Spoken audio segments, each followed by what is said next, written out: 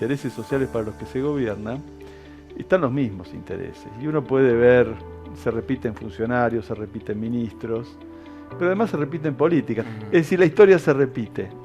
Y se repite también la historia del otro lado del mostrador. Es decir, de un lado, gobiernos que apelan a la precarización laboral, al trabajo en negro, desde sus administraciones, y el Partido Obrero, el Frente de Izquierda, organizando a los trabajadores contra esos gobiernos. Ha habido una continuidad de los dos lados del mostrador. De nuestro lado en la misma, y por el lado de ellos también.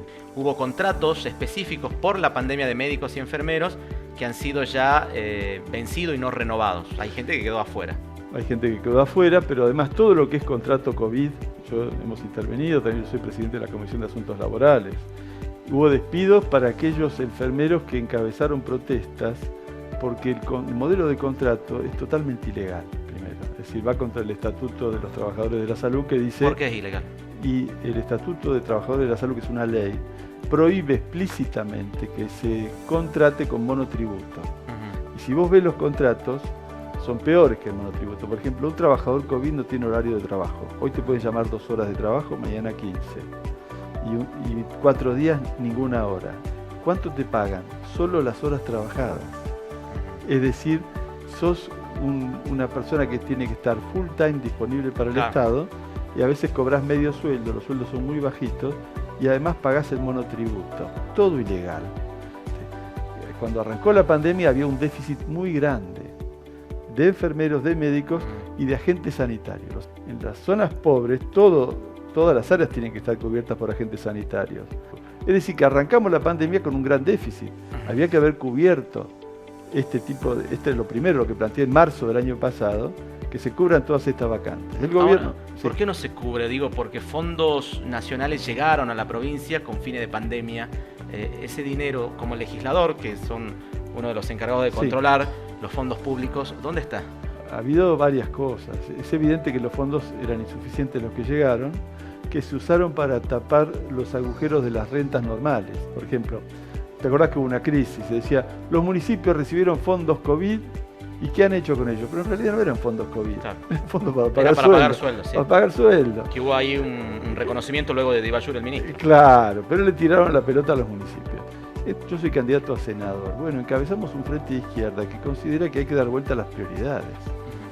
Este gobierno, en cambio, el año pasado, por ejemplo, esta legislatura, en medio de una pandemia, votó el reconocimiento de toda la deuda de la provincia sin ninguna investigación. La votación fue 57-1. ¿Qué aprobaron?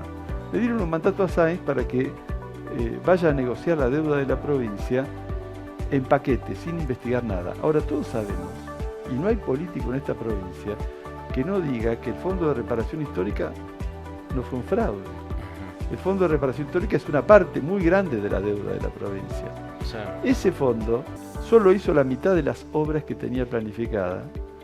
El resto fue un negociado particular del Banco Macro, porque el dinero estuvo parado a una tasa irrisoria. Entonces se devaluó, pero el Banco Macro lo estuvo trabajando todo ese tiempo. ¿Por qué la justicia no hace nada al respecto, ni tampoco la auditoría, ni tampoco hay denuncias formales que puedan darle un proceso a esto? No, bueno, denuncias formales, por ejemplo, sobre casos de este tipo, yo he hecho muchas denuncias formales. ¿Y qué avance todas lograron? Han muerto.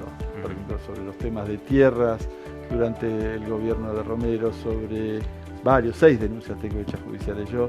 Y bueno, se fue armando un mecanismo de impunidad. Fíjate que el propio gobernador actual tiene denuncias muy serias, que si se las investigara en regla, del periodo en que él fue administrador de la municipalidad. Él fue administrador de la municipalidad, las facturas truchas, los contratos de obras que nunca se hicieron. Su secretario de Hacienda se tuvo que ir por la puerta del fondo en un febrero, un año antes de que él termine su mandato de intendente.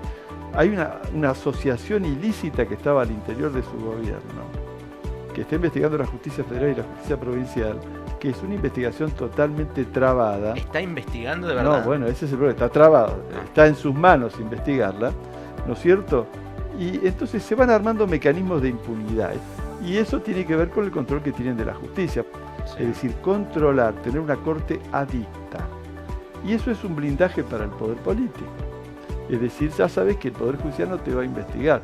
Y ahora hay una reforma constitucional que le quiere eternizar en sus mandatos a los jueces de la Corte.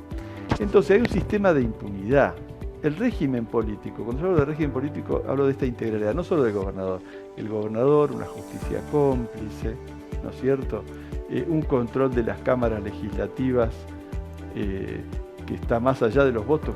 Hay que sacar las conclusiones de un balance largo, porque las políticas que se están aplicando ahora, ¿no es cierto?, ya fracasaron. Y los gobiernos anteriores, lo mismo. Si hacemos lo mismo frente a los mismos problemas, ¿podemos obtener resultados distintos? No. Vos ya probaste esta medicina. La única que batalló contra este tipo de políticas, que sacrifican siempre solo a la mayoría trabajadora, fue la izquierda, fue el Partido Obrero. Nosotros nunca gobernamos. Tuvimos posiciones parlamentarias, a veces más, a veces menos, pero el poder siempre lo tuvieron ellos. En algún momento se anunció el plan 1000 lotes el año pasado, para ser específico, a mitad de año. Hoy estamos a un año de ese anuncio y no hay novedades concretas. No hay lotes, hay 30.000 inscriptos y no hay ningún anuncio de lotes.